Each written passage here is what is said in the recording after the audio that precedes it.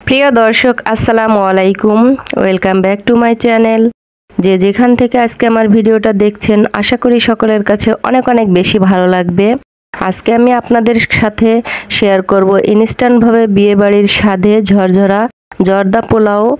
কালিজিরা পোলাওর চাউল দিয়ে কিভাবে জর্দা রান্না করতে হয়। অনেকে বলে যে জর্দা ঝরঝরা হয় না, তো সেক্ষেত্রে আজকের রেসিপিটা আপনারা অবশ্যই ফলো করতে পারেন এবং সম্পূর্ণ ভিডিওটা দেখার অনুরোধ রইল। চলেন বন্ধুরা দেখে নিই কিভাবে জর্দাটা রান্না করব।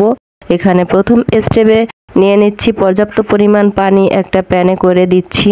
তারপরে দিয়ে দিচ্ছি একটা তেজপাতা, 4 ভাগ করে 4টা এলাচ এবং 4 স্টিক দারুচিনি। তারপরে দিয়ে দিব জর্দার কালারটা, অবশ্যই আমি আলাদাভাবে গুলিয়ে রেখেছিলাম, সেটাকে দিয়ে দিচ্ছি কালারটা আনার জন্য। তারপরে আমি কালিজিরা পোলাও চালটা ধুয়ে রেখেছিলাম, 1 কাপ পরিমাণ চাউল আমি স্টিনারে করে রেখেছিলাম, সেটাই দিয়ে দিচ্ছি। তো চাউলটা আমি ততক্ষণ রান্না করব 80% রান্না করে নিতে হবে। ভিতরে যে একটা শ্বাস ভাব থাকে সেই ভাবটা যেন থেকে যায়, সেই পর্যায়ে আমি নামিয়ে নিব। তো আমি দেখিয়ে দিচ্ছি বন্ধুরা, দেখতেই পাচ্ছেন।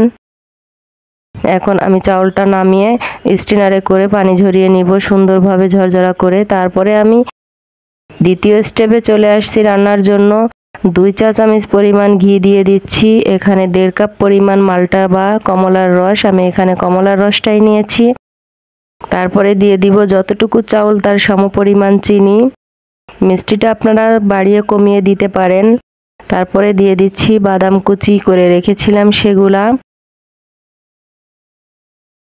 তো এটা ততক্ষণ রান্না করব যতক্ষণ পর্যন্ত চিনিটা গলে যাবে, ততক্ষণ পর্যন্ত আমি এটাকে রান্না করে নিব এবং বলক এসে যাবে।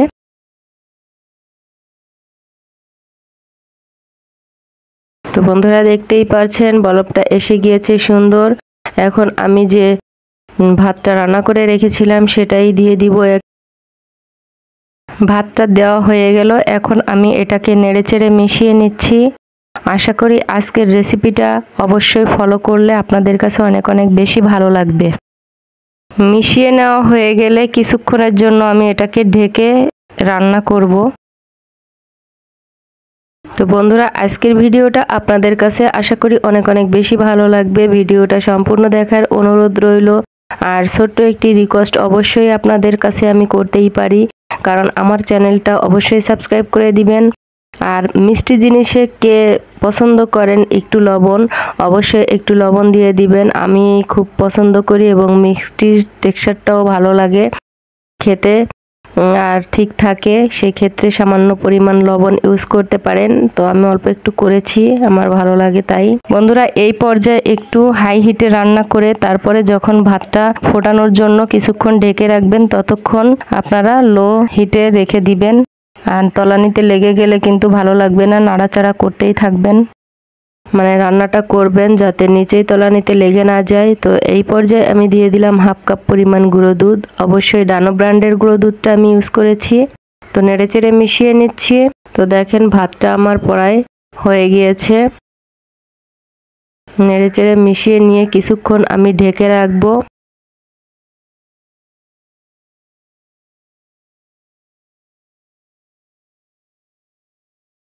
তো দেখেন ঢেকে নেওয়ার পরে এখন আবার নেড়েচেড়ে দিচ্ছি।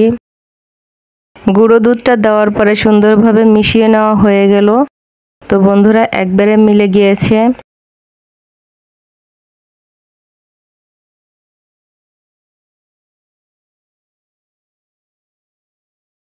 দেখেন এটা যখন ঠান্ডা হয়ে যাবে তারপরে অবশ্যই ঝরঝরা হয়ে যাবে, সেটা আমি আপনাদেরকে দেখিয়ে দিব।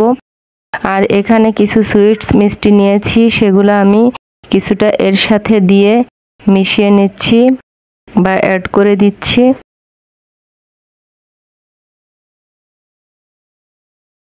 তারপরে আমি আপনাদেরকে এটা চুলা থেকে নামিয়ে সার্ভ করে দেখিয়ে দিব কতটা সুন্দর এবং কেমন পারফেক্ট হয়েছে। আশা করি আজকের ভিডিওটা আপনাদের কাছে বেশি বেশি ভালো লেগেছে। আর ভিডিওর সাথে থাকার জন্য সকলকে ধন্যবাদ জানাচ্ছি। তো দেখেন এখন আমি সার্ভ করে দেখিয়ে দিচ্ছি। কিছুটা মিষ্টি এবং বাদাম কুচি দিয়ে আমি উপরে সুন্দরভাবে গার্নিশ করে নিয়েছি। তো পারফেক্ট একটা রেসিপি আপনাদের সাথে শেয়ার করলাম।